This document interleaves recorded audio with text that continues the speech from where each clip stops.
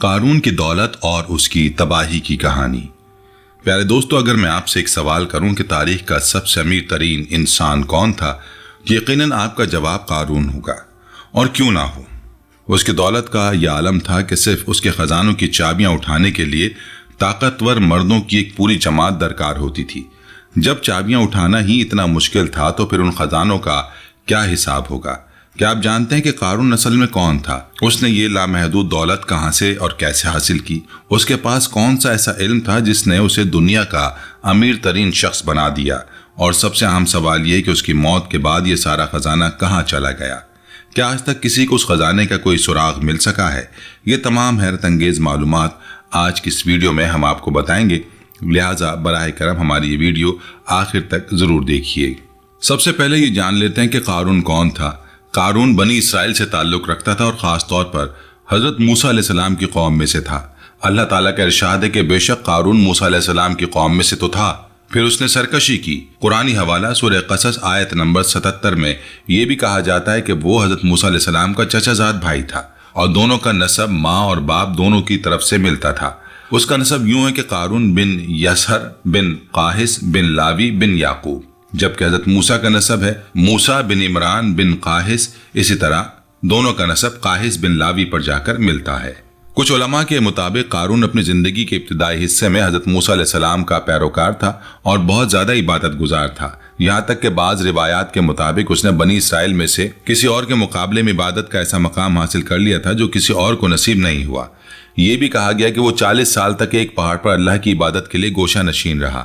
اسے اس کے علم اور تورات کی خوبصورت تلاوت کی وجہ سے المنور یعنی نور والا کہا جاتا تھا، اگرچہ بعض علماء نے ان روایات کو مسترد کیا ہے اور ان کی تصدیق کے لیے کوئی صحیح دلیل نہیں ملتی۔ پیارے دوستو، ایک دلچسپ روایت یہ بھی ہے کہ ابلیس نے قارون کو بہکانے کی کوشش کی لیکن وہ کامیاب نہ ہو سکا۔ پھر ابلیس خود ایک شخص کی صورت میں اس کے پاس آیا اور اس کے ساتھ عبادت کرنے لگا۔ ابلیس نے عبادت میں اس سے بڑھ کر مقام حاصل کر لیا، جس سے قارون کو ابلیس کے سامنے بہت زیادہ کمتری محسوس ہونے لگی۔ تب ابلیس نے آہستہ آہستہ قارون کو اپنی طرف مائل کرنا شروع کر دیا۔ اس نے قارون سے کہا کہ ہم لوگوں کے ساتھ نہ تو جماعت کی نماز پڑھتے ہیں اور نہ ہی کسی جنازے میں شامل ہوتے ہیں۔ میری رائے ہے کہ ہمیں بھی ان کے ساتھ شریک ہونا چاہیے، کیونکہ یہ بھی ایک عبادت ہے۔ قارون نے اس کی بات مان لی۔ جب قارون نے ایسا کیا اور بنی اسرائیل کو اس کی عبادت کا علم ہوا تو وہ اس کی عبادت کے ایام میں اس کے لیے کھانا لانے لگے۔ اس پر ابلیس نے قارون سے کہا کہ ہم لوگوں پر بوجھ بن گئے ہیں، میری رائے ہے کہ ہم ایک دن کمائی کریں اور باقی ہفتہ عبادت کریں۔ پھر ابلیس نے قارون کو مزید بہکایا اور کہا کہ ہم نہ تو کسی پر صدقہ کرتے ہیں اور نہ ہی کسی کی مدد کرتے ہیں، میری رائے ہے کہ ہم ایک دن کام کریں اور ایک دن عبادت کریں۔ جب قارون اس مقام پر پہنچ گیا تو شیطان نے اس پر قابو پا لیا اور اسے چھوڑ کر چلا گیا۔ اسی مقام پر قارون کے لیے دنیا کھول دی گئی اور وہ اپنی سابقہ عبادت و زہد کو بھول کر دنیا اور مال جمع کرنے میں مشغول ہو گیا، یہاں تک کہ اس نے ایسی دولت اکٹھی کر لی جس کی مثال پوری تاریخ میں نہیں ملتی۔ اب بات کرتے ہیں قارون نے یہ دولت کیسے حاصل کی۔ پیارے دوستو، حقیقت یہ ہے کہ محققین اس طریقے کی تصدیق نہیں کر سکے کہ قارون نے اپنی دولت کیسے جمع کی، تاہم اس بارے میں کئی روایات مشہور ہیں۔ پہلی روایت کے مطابق وہ تجارت کا کام کرتا تھا جس میں وہ بہت ذہین اور ماہر تھا، اس کے ذریعے اس نے یہ بے پناہ دولت اکٹھی کی۔ دوسری روایت یہ کہ قارون کو کیمیا کا علم حاصل تھا، جو ایک چیز کو دوسری چیزوں میں تبدیل کرنے کا علم ہے۔ کہا جاتا ہے کہ وہ خالص کیمیائی عمل سے مٹی کو سونا بنا لیتا تھا، جس کی وجہ سے اس نے بے شمار مال و دولت جمع کر لیا اور وہ دنیا کا سب سے امیر ترین آدمی بن گیا۔ تیسری روایت ہے کہ اس کو اسم اعظم کا علم تھا، جس کے ذریعے اگر کوئی سوال کرے تو اسے عطا کر دیا جاتا ہے اور اگر کوئی پکارے تو اس کی پکار قبول ہو جاتی ہے۔ اس نے اللہ سے مال کا رزق مانگا تو اللہ نے اسے قبول کر لیا اور وہ دنیا کا امیر ترین شخص بن گیا۔ تاہم ایک رائے جو علماء میں سب سے زیادہ مشہور ہے وہ یہ کہ قارون کانوں اور غاروں سے سونا نکالنے کا کام کرتا تھا۔ وہ اپنے زمانے میں واحد شخص تھا جسے پتھروں سے سونا نکالنے اور پھر اسے سلاخوں میں تبدیل کرنے کا طریقہ معلوم تھا، اس لیے وہ اپنے زمانے میں سونے کی پیداوار اور تبدیلی کا واحد ذریعہ تھا۔ کہا جاتا ہے کہ فرعونوں کے پاس موجود سونے کی سب سے بڑی وجہ قارون تھا۔ اسی طرح قارون بہت ہی کم عرصے میں اپنے زمانے کا امیر ترین شخص بن گیا۔ فرعون اسے اپنے دربار میں اپنی قوم کے دوسرے لوگوں کے مقابلے میں اس کی بے پناہ دولت کی وجہ سے زیادہ اہمیت دیتا تھا۔ یہیں سے قارون نے اپنے مال اور اپنی ذات اور اپنے اختیار پر بہت زیادہ غرور کرنا شروع کر دیا۔ وہ لوگوں پر اپنی دولت کا فخر کرنے لگا اور اللہ کے فضل کو بھول گیا۔ وہ بہترین لباس پہنتا، اپنے کپڑے سونے سے بنواتا، تکبر کی وجہ سے اپنی قمیض کو 1 یا 2 بالشت لمبا رکھتا تھا۔ اس وجہ سے ہمارے رسول حضرت محمد صلی اللہ علیہ وآلہ وسلم نے ہمیں لباس چھوٹا رکھنے کا حکم دیا ہے، کیونکہ یہ تکبر کی علامت ہے۔ प्यारे दोस्तों, ये जाहिलियत की भी एक आदत थी जहां काफिर अपने लिबास को जमीन से एक बालिश्त लंबा रखते थे ताकि वो अपने आप में अमीर तरीन और सबसे ज्यादा कद्दावर नजर आए। कारून का पलंग और उसकी कुर्सी भी सोने की थी, यहाँ तक कि उसके महल के दरवाजे भी सोने के थे। उसके पास सोने के अजीम खजाने थे, यहाँ तक कि उसके खजानों की चाबियां उठाने के लिए 40 ताकतवर मर्दों की एक जमात मुकर्रर थी। जब उसके खजानों की चाबियों का ये हाल था तो खुद उसके खजानों का क्या हाल होगा। अल्लाह ताला का फरमान है, और हमने उसे इतने खजाने दिए कि उनकी चाबियां ताकतवर मर्दों की एक जमात को भारी लगती थी। कुरानी हवाला सूरह अल-क़सस आयत 76। कारून और हजरत मूसा अलैहिस्सलाम की कहानी उस वक्त शुरू हुई जब अल्लाह ताला ने बनी इसराइल पर ज़कात का हुक्म नाजिल किया। जब अल्लाह ने इसका हुक्म दिया तो हजरत मूसा अलैहिस्सलाम ने भी उन्हें इसका हुक्म दिया। कारून ने सबसे ज्यादा इसका इनकार किया क्योंकि उसे अपने माल से बहुत ज्यादा मोहब्बत और खौफ था, लेकिन हजरत मूसा अलैहिस्सलाम के खौफ ने उसे उनके पास जाने पर मजबूर किया ताकि वो उन्हें राजी करें। हजरत मूसा अलैहिस्सलाम ने उसे हुक्म दिया कि वो हर 1000 दीनार में से 1 दीनार और हर 1000 बकरियों में से 1 बकरी ज़कात में दे। कारून पहले इस बात पर राजी हो गया, लेकिन वो इससे नाखुश था। जब कारून अपने घर वापस आया तो उसने महसूस किया कि ये बहुत ज्यादा है और उसका नफ्स अपना कुछ भी माल निकालने पर तैयार नहीं हुआ। लिहाजा कारून ने उन लोगों से राब्ता किया जो उसके साथ बैठने के आदी थे। उनसे कहा कि मूसा ने तुम लोगों को भी बहुत से कामों का हुक्म दिया है और तुमने उनकी इताअत की है। अब वो तुम्हारा माल लेना चाहते हैं तो हमें उनके साथ क्या करना चाहिए। लोगों ने कहा, आप हमारे बड़े हैं और हम आपके हुक्म के ताबे हैं, आप जो चाहें हमें बताएं, हम आपके साथ हैं। कारून ने उनसे कहा कि हम एक बदकार औरत को लाएंगे और उसे माल की पेशकश करेंगे ताकि वो लोगों के सामने मूसा पर खुद से जिना का इल्जाम लगाए, जिससे मूसा का मामला खत्म हो जाए।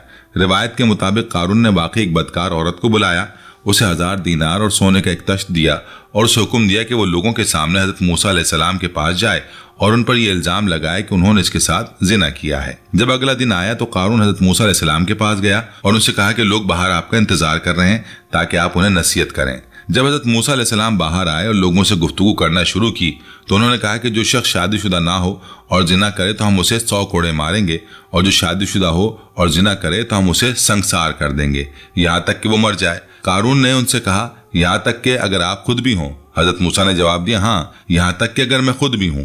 कारून ने कहा कि लोग ये दावा करते हैं कि आपने एक औरत के साथ जिना किया है।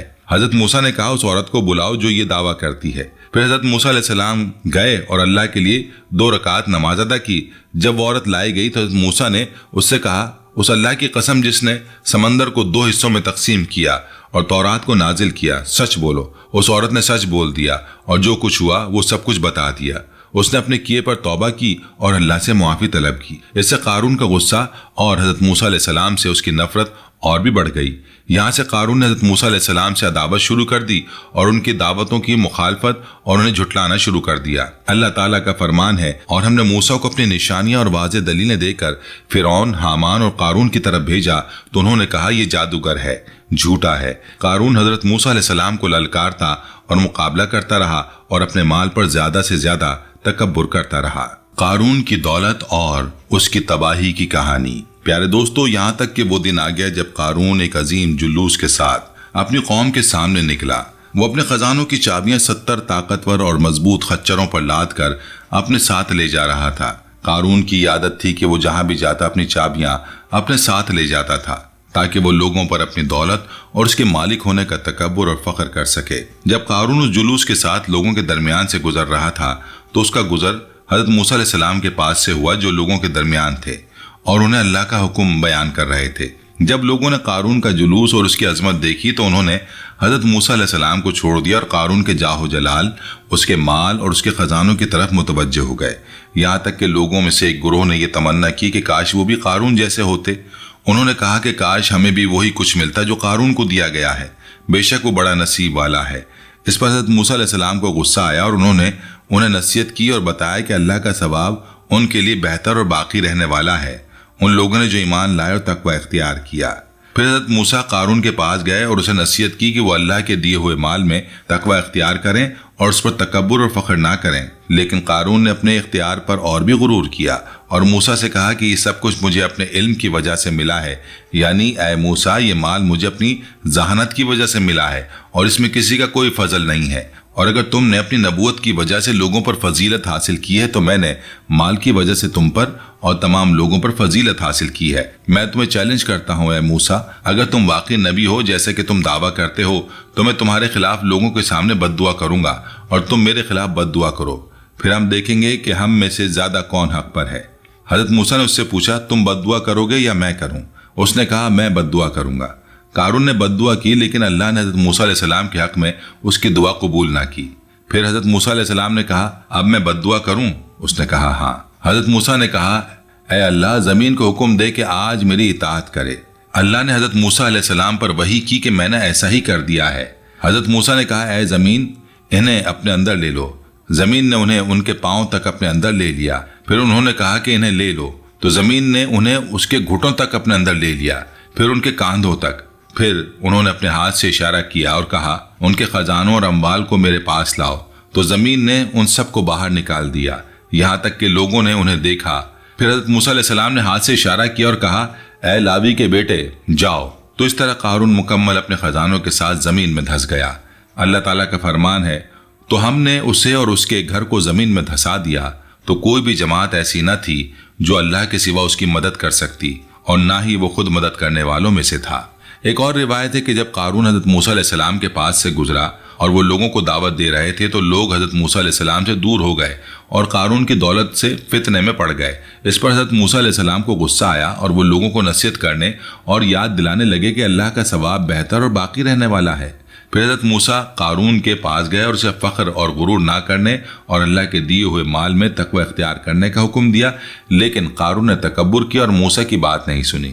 لہذا حضرت موسیٰ علیہ السلام نے اس کے خلاف بد دعا کی، اور جیسے ہی صبح ہوئی اللہ نے قارون اور اس کے گھر کو زمین میں دھسا دیا۔ پیارے دوستو، وہ لوگ جو کل تک قارون جیسے ہونے کی تمنا کر رہے تھے اور دنیا میں اس کی قسمت پر رش کر رہے تھے، آج کہنے لگے جیسا کہ اللہ نے قرآن مجید میں فرما دیا ہے، افسوس، اللہ اپنے بندوں میں سے جس کے لیے چاہتا ہے رزق کشادہ کر دیتا ہے اور جس کے لیے چاہتا ہے تنگ کر دیتا ہے۔ اگر اللہ ہم پر احسان نہ کرتا تو ہمیں بھی دھسا دیتا۔ افسوس، کافر کبھی کامیاب نہیں ہوتے۔ اس طرح قارون آنے والی امتوں کے لیے ایک عبرت اور نصیحت بن گیا۔ اب بات کرتے ہیں آج قارون کا خزانہ کہاں ہے؟ قارون کے خزانوں کا کیا ہوا؟ وہ کہاں چلے گئے اور ان کا کیا ہوا؟ حقیقت یہ ہے کہ قارون کے خزانوں کے مقام کے بارے میں بہت سی روایات موجود ہیں۔ یہ کہا جاتا ہے کہ قارون کا محل جو مصر کے جنوب مغرب میں فیوم صوبے میں بحر قارون کے قریب واقع ہے، وہی محل ہے جس کا ذکر قرآن میں ہے، اور یہ بھی کہ اس محل کے قریب موجود جھیل اس محل کی حدود میں تھی، اور وہاں 3000 کمرے تھے جو زمین کے اوپر اور نیچے تھے۔ کہا جاتا ہے کہ جو بھی اس میں داخل ہوتا وہ راستہ بھٹک جاتا اور شاید صدمے سے دوچار ہوتا اور پھر اپنا ہوش و حواس کھو کر باہر نکلتا۔ روایت کے مطابق یہ معلومات ایک طویل عرصے تک عام رہیں، یہاں تک کہ آثار قدیمہ کے ماہرین نے یہ ثابت کر دیا کہ یہ تمام معلومات غیر حقیقی ہیں اور اس مشہور محل کا قرآن میں مذکور قارون کے محل سے کوئی تعلق نہیں ہے، اور یہ کہ مصریوں نے اسے قارون کا محل اس لیے کہا کیونکہ یہ بحر قارون کے قریب واقع تھا، جس کا نام اس کی کثرت سے نہروں اور خلیجوں کی وجہ سے رکھا گیا تھا، اور اسے ابتدا میں بحر القرون کہا جاتا تھا جو بعد میں بدل کر بحر قارون ہو گیا۔ یہ بھی پتہ چلا کہ ان معلومات کو یہودیوں نے پھیلایا تھا جب وہ مصر میں موجود تھے۔ انہوں نے یہ افواہ پھیلائی کہ یہ محل قرآن میں مذکور قارون کا ہے اور تورات میں مذکور قورح کا ہے۔ تورات کے مطابق قورح لاوی بن یعقوب کی نسل میں سے تھا، جس نے نبی حضرت موسیٰ علیہ السلام اور ہارون علیہ السلام کے خلاف بغاوت کی قیادت کی تھی۔ اللہ نے اسے زمین کو پھاڑ کر قورح اور اس کی جماعت اور اس کے گھروں کو نگل کر سزا دی۔ علماء نے یہ بھی تصدیق کی کہ یہ عمارت جسے قارون کا محل کہا جاتا ہے وہ ایک قدیم مندر ہے اور اس کا قارون اور اس کے محل سے کوئی تعلق نہیں۔ اسی طرح اس کا بھی کوئی ثبوت نہیں کہ وہ موجودہ بحر قارون وہی جگہ ہے جہاں قارون رہتا تھا۔ ان تمام باتوں کے باوجود بہت سے لوگوں نے ان غرق شدہ خزانوں کو تلاش کرنے کی امید میں جھیلوں کی گہرائیوں میں غوطہ لگایا، لیکن اب تک کوئی چیز نہیں ملی۔ جبکہ کچھ لوگوں کا خیال ہے کہ قارون کا محل عراق کے علاقے نینوا میں واقع تھا۔ انہوں نے قارون کو قدیم نینوا کے بادشاہوں میں سے ایک اپولو سے جوڑا، جس کے پاس زمین کے نیچے خزانوں میں محفوظ بے پناہ دولت تھی، لیکن یہ منطقی نہیں ہے کیونکہ قارون مصر کی سرزمین پر تھا، عراق میں نہیں۔ اسی طرح ہم دیکھتے ہیں کہ قارون کے خزانوں کے مقام کے بارے میں بہت سی قیاس آرائیاں اور روایتیں موجود ہیں، اور ہر دور میں ایسے لوگ سامنے آتے ہیں جو یہ دعویٰ کرتے ہیں کہ وہ ان خزانوں کا مقام جانتے ہیں۔ پیارے دوستو، لیکن یہ حقیقت ہے کہ یہ تاریخ کے سب سے بڑے رازوں میں سے ایک راز ہے جو اب تک بے نقاب نہیں ہوا اور شاید کبھی بھی بے نقاب نہ ہو۔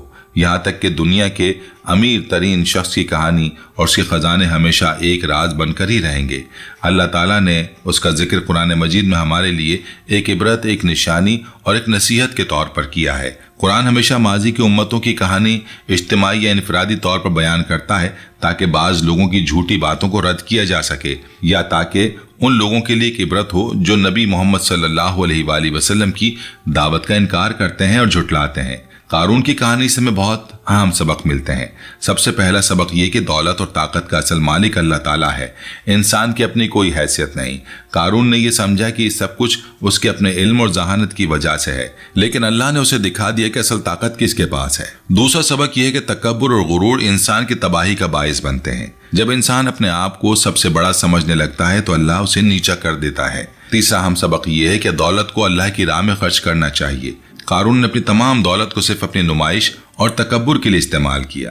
اس نے نہ زکوٰۃ دی نہ غریبوں کی مدد کی۔ نتیجہ یہ نکلا کہ اس کی تمام دولت اس کے کام نہ آئی۔ چوتھا سبق یہ ہے کہ دنیا کی چمک دمک عارضی ہے۔ قارون کی تمام شان و شوکت چند لمحوں میں ختم ہو گئی، اس کا کوئی نشان باقی نہ رہا۔ آج کے دور میں ہمارے ارد گرد بہت سے قارون موجود ہیں، وہ لوگ جو اپنی دولت پر فخر کرتے ہیں، جو غریبوں کو حقیر سمجھتے ہیں، جو ظلم کرتے ہیں، جو رشوت لیتے ہیں اور عوام کا حق مارتے ہیں۔ ان سب کو قارون کا انجام یاد رکھنا چاہیے۔ اللہ کی گرفت بہت سخت ہے اور جب وہ پکڑتا ہے تو کوئی بچ نہیں سکتا۔ موجودہ دور کے حکمرانوں کے لیے قارون کی کہانی ایک بہت بڑا سبق ہے۔ جو حکمران اپنی قوم کے مال کو لوٹتے ہیں، جو عوام پر ظلم کرتے ہیں، جو بیرون ملک اپنے کھاتوں میں اربوں روپے رکھتے ہیں جبکہ ان کی قوم بھوکی ہے، ایسے حکمرانوں کو یاد رکھنا چاہیے کہ قارون بھی اپنے آپ کو بہت طاقتور سمجھتا تھا، لیکن اللہ نے اسے زمین میں دھسا دیا۔ آج نہیں تو کل، دنیا میں نہیں تو آخرت میں، ہر ظالم کو اس کی سزا ضرور ملے گی۔ امیر لوگوں کا پیغام ہے کہ آپ کی دولت میں غریبوں کا حق ہے۔ اللہ نے آپ کو یہ دولت امانت کے طور پر دی ہے، اسے نیک کام کریں، زکوٰۃ دیں، غریبوں کی مدد کریں۔ قارون کے پاس بے شمار خزانے تھے لیکن وہ سب زمین میں دفن ہو گئے اور اس کے کام نہیں آئے۔ آپ کی دولت بھی آپ کے ساتھ قبر میں نہیں جائے گی، صرف آپ کے نیک اعمال ساتھ جائیں گے۔ عام لوگوں کے لیے پیغام یہ ہے کہ امیروں کو دیکھ کر رشک نہ کریں، اصل کامیابی دولت میں نہیں بلکہ اللہ کی رضا میں ہے۔ وہ لوگ جنہوں نے قارون کی دولت پر رشک کیا تھا، بعد میں انہیں احساس ہوا کہ انہوں نے کتنی بڑی غلطی کی تھی۔ اصل نعمت ایمان اور تقویٰ ہے، دولت نہیں۔ قارون کی کہانی ہمیں یہ سبق سکھاتی ہے کہ اللہ تعالیٰ کی نافرمانی کا انجام بہت برا ہوتا ہے۔ قارون نے اللہ کی نعمتوں کا شکر ادا نہیں کیا، تکبر کیا، انبیاء کی مخالفت کی، نتیجہ یہ نکلا کہ وہ زمین میں دھس گیا۔ آج بھی جو لوگ اللہ کی نافرمانی کریں گے ان کا انجام اچھا نہیں ہوگا۔ پیارے دوستو، آخر میں قارون کا قصہ ہمیں یہ یاد دلاتا ہے کہ دنیا عارضی ہے اور آخرت دائمی۔ قارون نے دنیا کو سب کچھ سمجھا اور آخرت کو بھول گیا۔ اس کا انجام ہم نے دیکھا۔ ہمیں دنیا میں رہتے ہوئے آخرت کی فکر کرنی چاہیے، حلال کمانا چاہیے، اللہ کی راہ میں خرچ کرنا چاہیے اور ہمیشہ یاد رکھنا چاہیے کہ اصل زندگی آخرت کی زندگی ہے۔ اللہ ہم سب کو قارون کی طرح تباہ ہونے سے بچائے اور ہمیں سیدھے راستے پر چلنے کی توفیق عطا فرمائے۔ آمین۔